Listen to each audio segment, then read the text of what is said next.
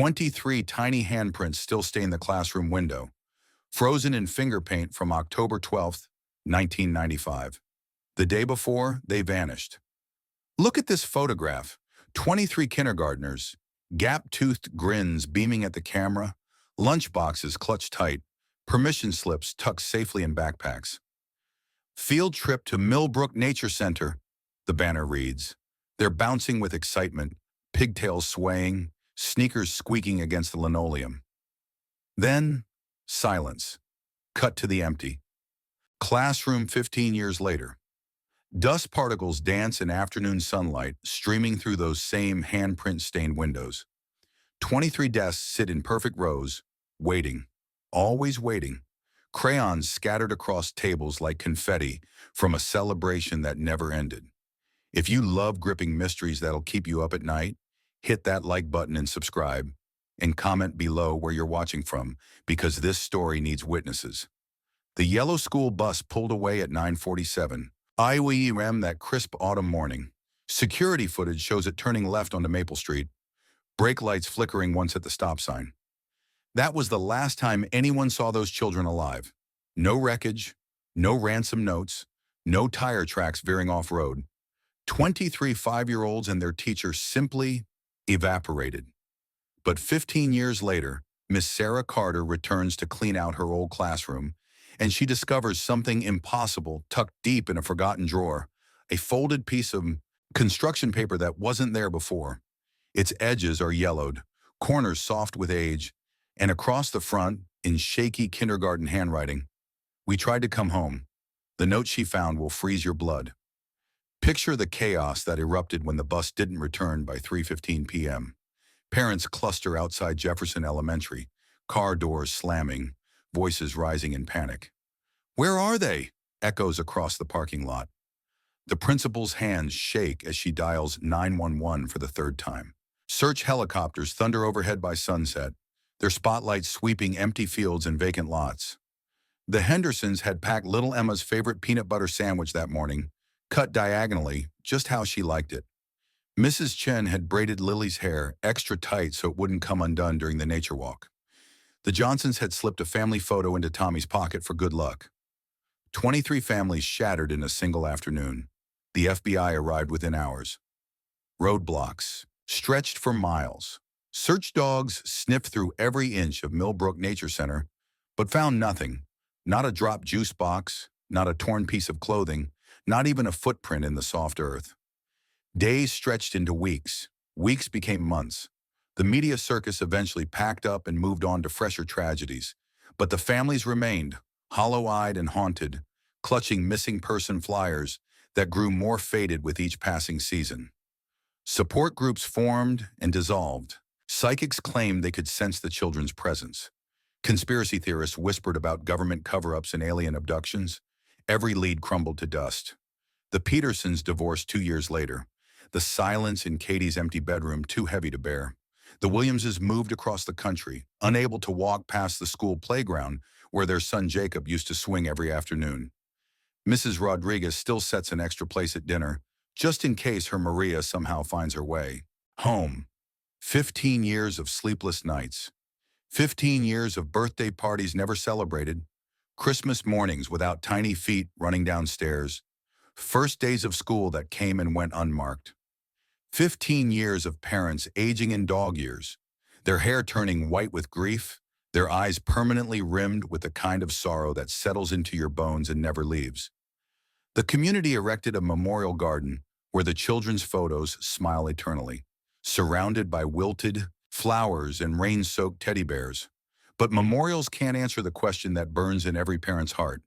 What happened to our babies? Until today, every theory ended in frustration. Sarah Carter's keys jangle against the classroom door, the same door she locked for the last time 15 years ago. Her hair, once chestnut brown, now carries silver threads at her temples. The lines around her eyes speak of sleepless nights and unspoken guilt. She was supposed to be on that bus. A last-minute stomach bug had sent her home the night before the field trip, leaving the substitute teacher to shepherd her beloved class on their final journey. Sarah had called the school that morning, voice hoarse with fever, apologizing profusely for missing their big adventure. 23 children who called her Miss Sarah and drew her stick figure portraits with yellow crayon hair. 23 small hands that waved goodbye every afternoon. 23 voices that sang off key, birthday songs and recited the alphabet with missing teeth, whistling through consonants. The classroom door swings open with a familiar creak.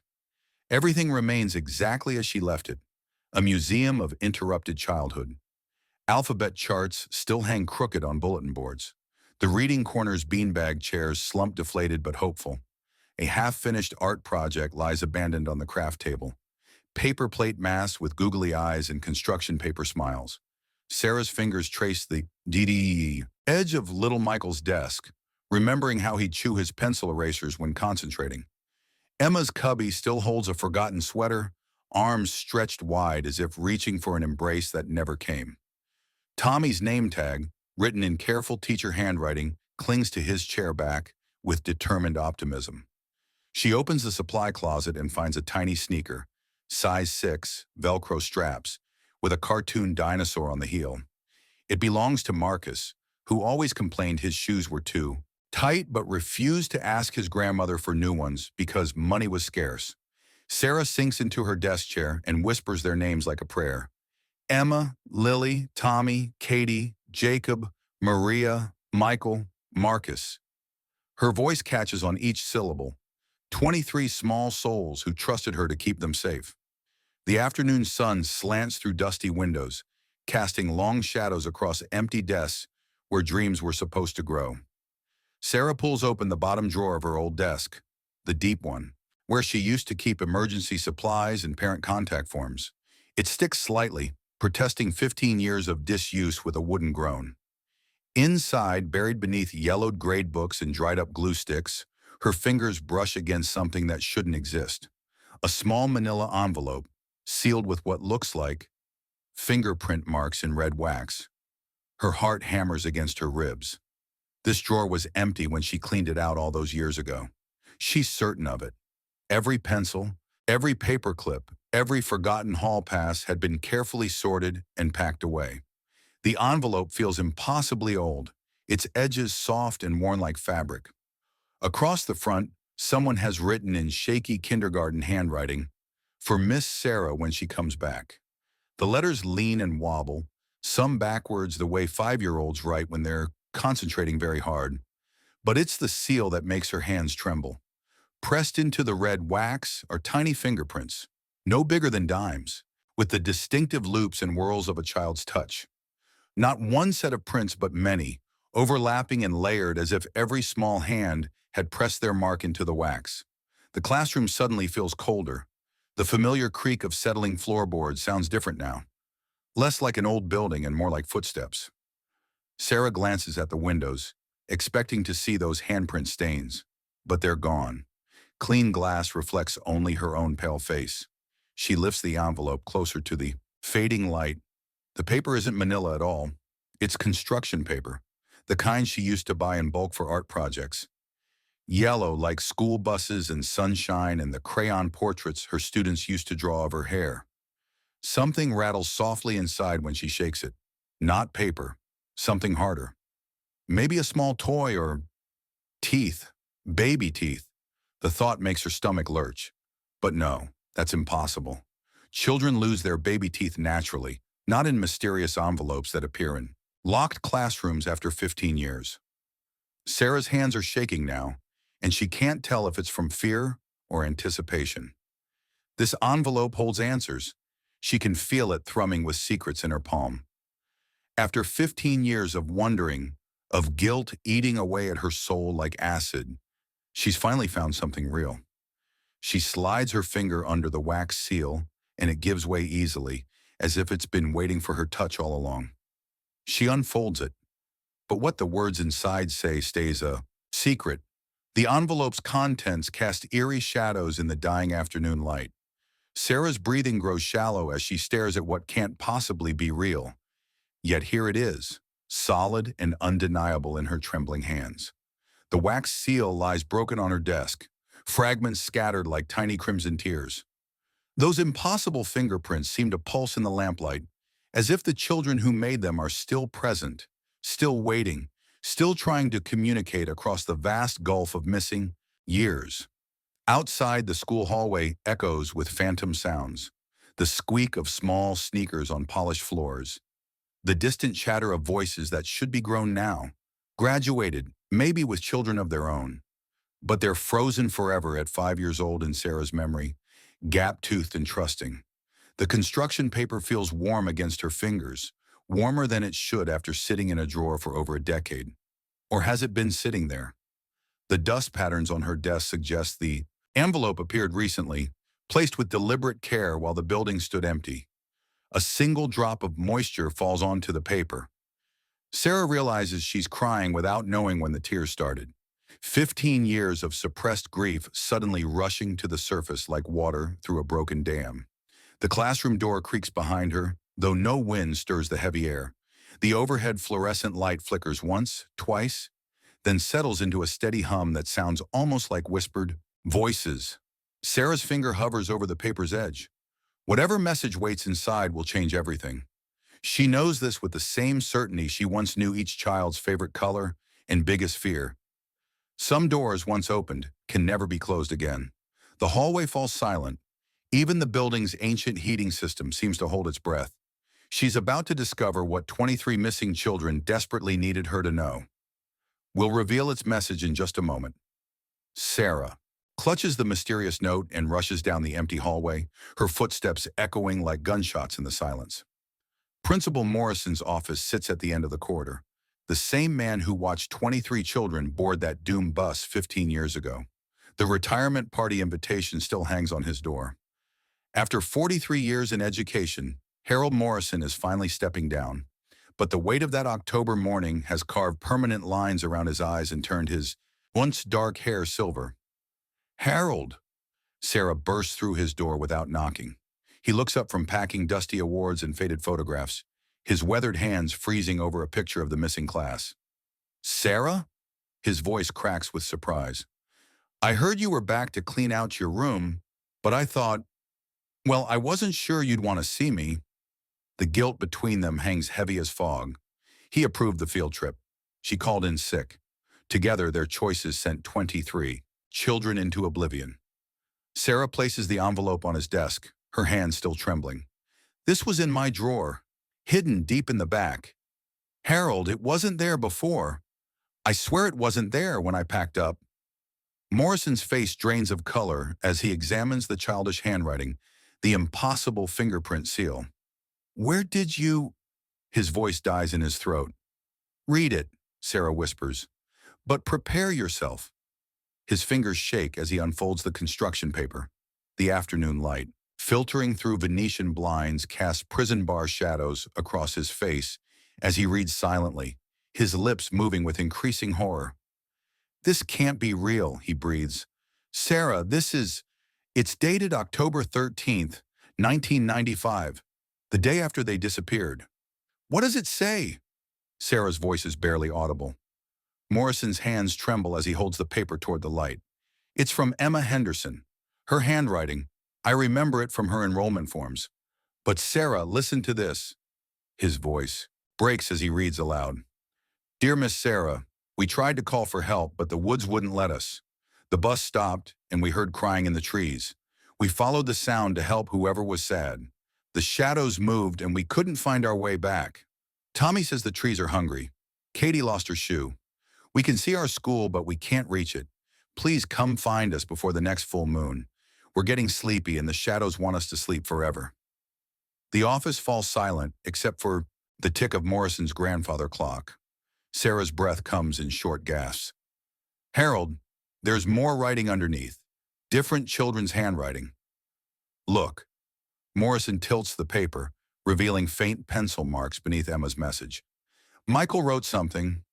The lady in white keeps singing. She has no face. And here's Marcus. My dinosaur shoe came off when I ran. I can't find the path home. Sarah sinks into a chair, her legs suddenly unable to support her. 15 years. Harold, they've been trying to reach us for 15 years. Morrison studies the paper's edges, where tiny drawings crowd the margins.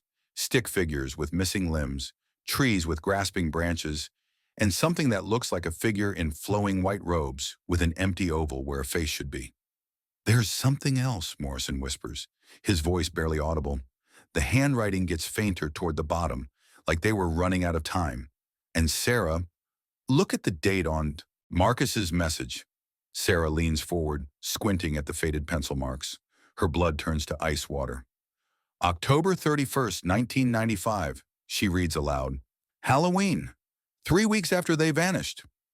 Morrison's face goes ashen as realization hits. If they were still alive 3 weeks later? He stumbles over the final line at the bottom of the page, written in Emma's careful kindergarten script. The moon is getting big again. We're scared the shadows will take us deeper where Miss Sarah can't find us. The grandfather clock's ticking seems to grow louder, marking seconds that stretch into eternity. Outside, storm clouds gather despite the clear morning forecast. He stumbles over a single line and realizes it changes the timeline. Morrison's hands shake as he reads the note's most chilling revelation. Words that rewrite everything they thought they knew about that October day. Sarah, look at this final message. It's different from the others. The pencil is darker. The letters, more desperate. His voice cracks as he reads Emma's final entry aloud. Miss Sarah, we found something terrible. The lady in white isn't trying to help us. She's the one who called us into the woods. She made crying sounds like a baby to trick us off the bus. She made the bus driver forget us. She wants us to stay forever because we remind her of children she lost long ago. She's been collecting kids for years and years. We found bones under the old oak tree. Little bones. Please don't let her take more children. The moon is full tonight and she's getting stronger. The office temperature seems to drop 10 degrees. Sarah's breath fogs in the suddenly frigid air. There's more, Morrison whispers, his face white as paper. Emma drew something beneath the words. He tilts the construction paper toward the window. Sketched in desperate kindergarten strokes is a crude map. A winding path from the Nature Center's parking lot into deep woods, marked with X's for landmarks. A bus. A crying woman in white robes. A massive oak tree with something buried beneath its twisted roots. But it's the final drawing that stops their hearts.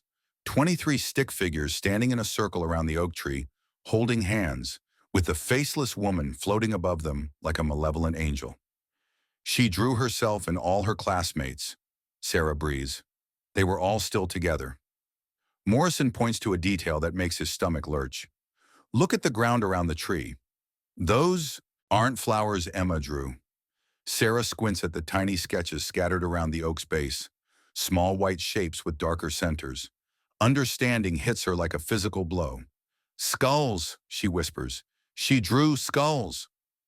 The grandfather clock chimes 4 times, marking the exact hour when 23 children should have returned from their field trip 15 years ago. As if summoned by the sound, a gust of wind rattles the office windows despite the still afternoon. Morrison flips the paper over, revealing one final message scrawled in multiple children's handwriting, overlapping and frantic. We can feel her coming back. Every full moon, she tries to take us deeper. We hide in the hollow oak, but we're getting weaker. If anyone finds this, don't come alone.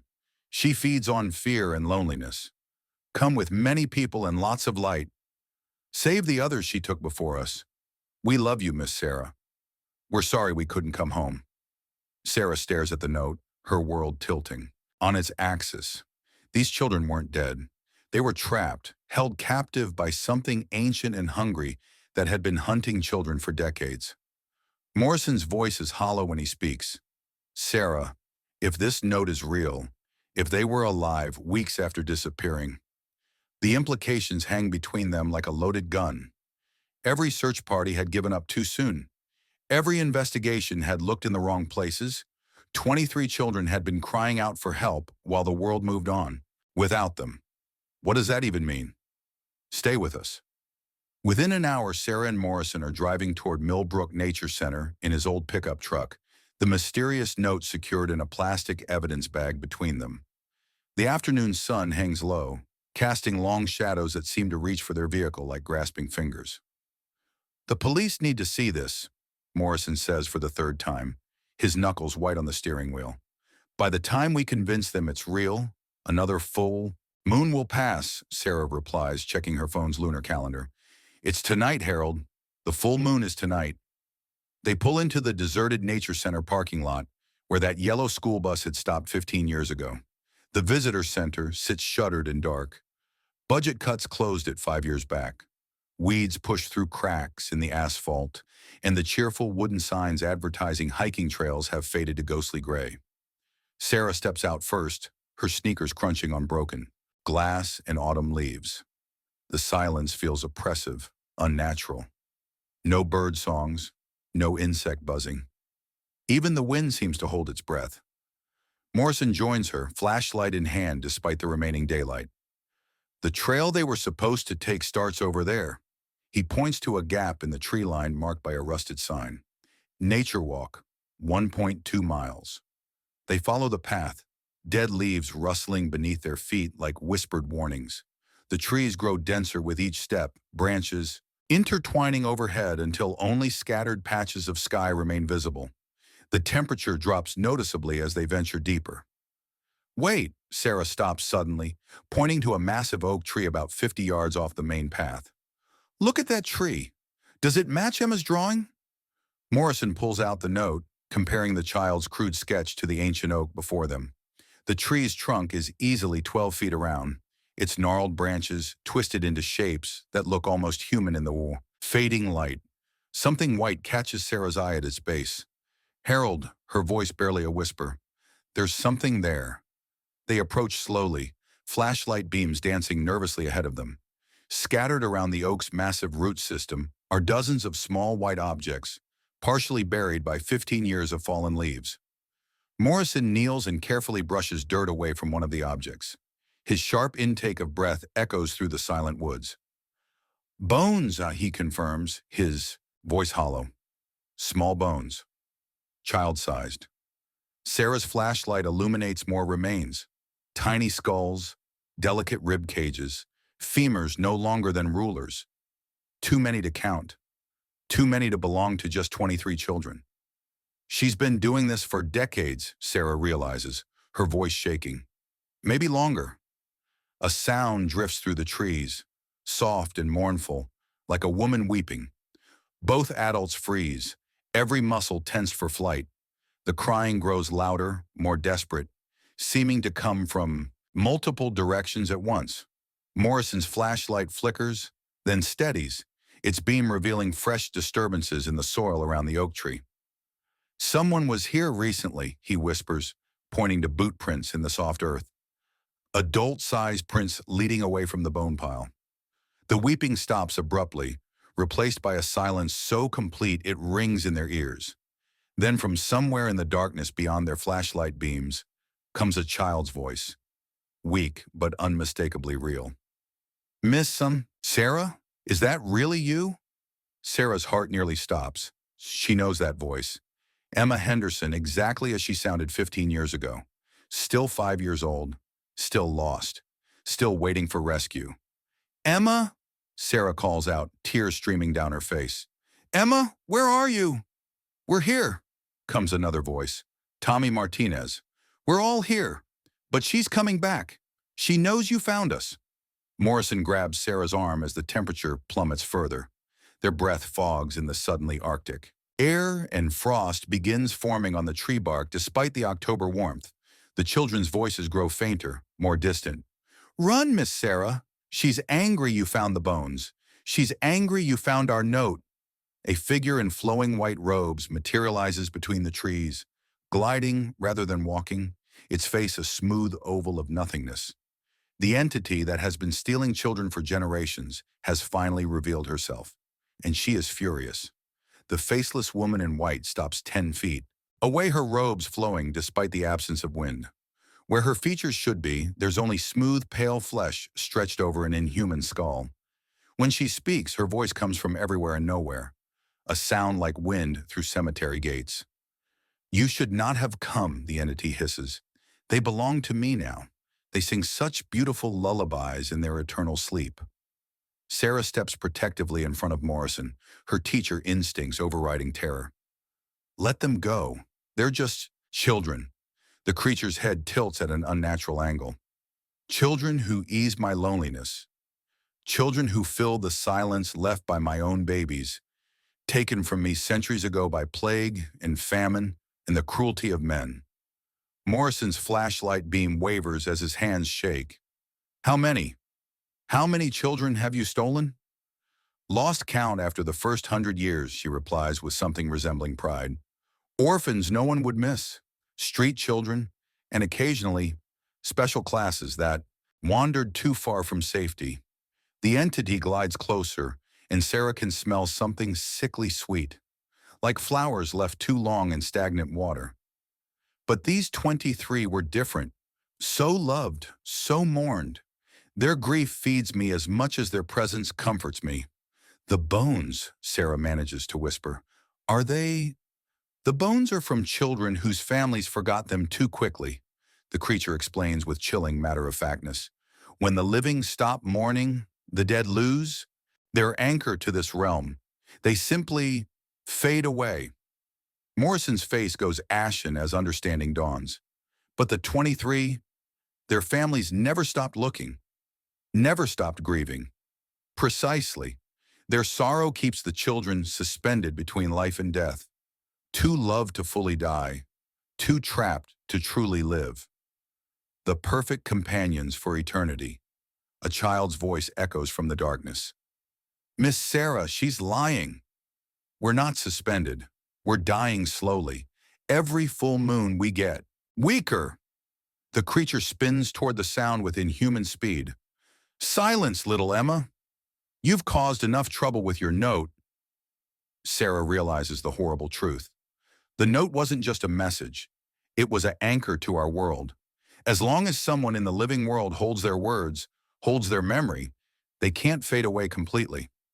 Clever teacher, the entity snarls, but cleverness won't save them. Or you. Morrison suddenly reaches into his jacket and pulls out a thermos. Not of coffee, but of something that glows with warm, golden light. Holy water from St. Michael's Cathedral, he explains quickly. I stopped on the way here. The creature recoils as if burned. Salt blessed by grieving mothers, she hisses. Tears of the faithful. You think such simple faith can defeat centuries of hunger? Not faith, Sarah says, understanding flooding through her. Love. The same love that kept them tethered to our world through their family's grief. She pulls out her phone and dials a number. Mrs. Henderson, it's Sarah Carter. I need you to call the other families. All of them. We found the children. We found them. And they need us all to come to them. Tonight? The creature's scream of rage shakes the trees, sending dead leaves spiraling down like black snow. You cannot steal my children. They are mine by right of loneliness. But even as she rages, her form begins to waver and fade. Somewhere in the darkness, 23 young voices begin to sing, lullaby they learned in kindergarten, growing stronger with each word. Then, a rustle in the underbrush. Car doors slam in the Nature Center parking lot as 23 families arrive, their headlights cutting through the October darkness like a battalion of hope. They come carrying flashlights, blessed candles, photographs of their lost children, and 15 years of accumulated love that refuses to die. Mrs. Henderson leads the procession into the woods, clutching Emma's favorite stuffed rabbit. The Martinezes follow with Tommy's baseball glove. The Chens carry Lily's silk hair ribbons, still smelling faintly of her favorite shampoo. As the families gather around the ancient oak tree, their combined grief and love creates something powerful. A warmth that pushes back the supernatural cold. A light that makes the faceless woman's form flicker like a candle flame in wind. We never stop looking, Mrs. Henderson calls into the darkness. Emma, baby, mommy's here. Tommy, mijo, we brought your birthday cake, Mr. Martinez shouts. 15 years of birthday cakes, waiting for you to come home. One by one, the children's voices grow stronger, more solid. Their forms begin to materialize in the flashlight beams, translucent at first, like morning mist, but gaining substance with each parent's declaration of undying love. Emma appears first, running toward her mother with arms outstretched. But as they embrace, Sarah notices something heartbreaking. Emma is still. 5 years old, unchanged by the passage of time, while her mother has aged 15 years of worry and sorrow. "Mommy, you look tired," Emma whispers with a child's innocent concern. "I'm not tired anymore, baby," Mrs. Henderson sobs, holding her daughter close. "I'm not tired anymore." The faceless woman's shriek echoes through the forest as more children break free from her supernatural hold. Tommy materializes next to his father, then Lily appears in her mother's arms, then Marcus, then Katie, 23 small figures racing toward the living warmth of families who never gave up hope. But as the joyful reunions unfold, Sarah notices the children are becoming more translucent, not more solid. The love that freed them from the entity's grasp is also calling them toward whatever comes after, a final peace they've been denied for 15 years. "Miss Sarah," Emma says, turning from her mother's embrace, "we can go home now, really home. But first," the children form a circle around the scattered bones of the entity's earlier victims. Dozens of forgotten children whose families had stopped looking, stopped hoping, stopped loving them into existence. "We can't leave them behind," Tommy says with the moral clarity that only children possess. They're scared and lonely too. 23 small voices begin to sing again, but this time their lullaby isn't just for themselves. It's for every lost child whose story ended in these dark woods.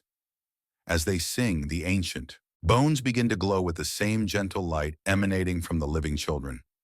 6 months later, Millbrook Nature Center has been transformed into a memorial garden. 23 oak saplings grow in perfect rows, each one planted by a family that finally found closure. Brass plaques bear not just names and dates, but the children's favorite things: Emma's love of butterflies, Tommy's obsession with dinosaurs, Lily's talent for singing. But it's the larger memorial that draws visitors from across the country, a wall bearing the names of 127 children whose remains were discovered in those dark woods.